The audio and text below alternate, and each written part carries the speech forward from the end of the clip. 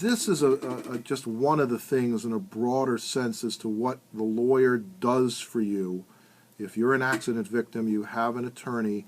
While you are in the process of recuperating, while you're going to the doctor, while you're getting better, the question is, what does the attorney do, right? We get all kinds of mistakes that occur, and we try to correct those things.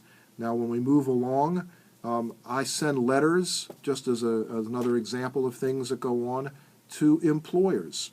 And I say, how much time did the employee lose from their job, and what were their earnings, and we have all that information documented. And sometimes these letters come back, and the responses are just nonsensical.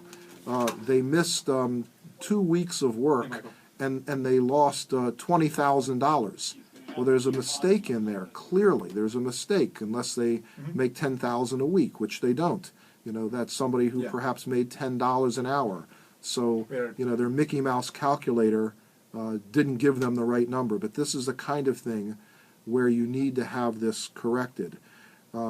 We go all extremes to make sure that when we send documentation to an insurance company, it's 100% correct. Continuing on, just small little things that, we help clients with. They're not working because of their injury. So as a result of not working, money's not coming in to the family. As a result of money not coming in, now they have potential for problems with their employer that wants to fire them. So we might, the money not coming in, I was getting ahead of myself. The money not coming in, they might have problems paying rent.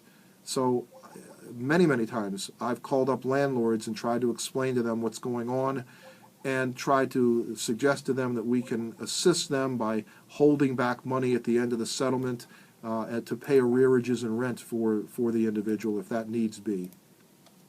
I talked about the employer a moment ago where I said I got ahead of myself. Sometimes because you're not working, the employer wants to let you go. Okay, you need to be there to do your job. The employer is relying upon you to do your job.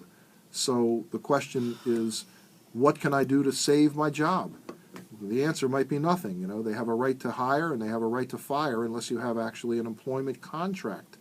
But often a call from an attorney can be persuasive, it can be helpful, and we've saved the day for many, many clients in making sure that their job is saved. Continue on. What else does an attorney do while you're getting better? Well, okay, you don't have health insurance and you don't have money, but you need surgery. Many, many, many of the hospital facilities and outpatient facilities where these types of procedures are done require payment up front. They want insurance cards. They want to know that they're going to be paid.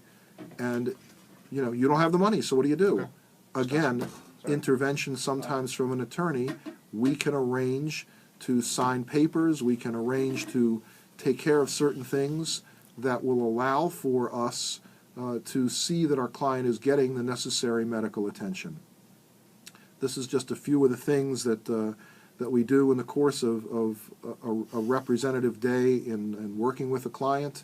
There are more.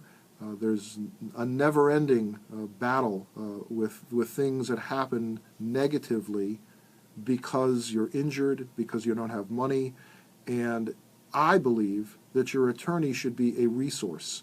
I believe that your attorney should be the one that is there to try to get you the help that you need or to help you.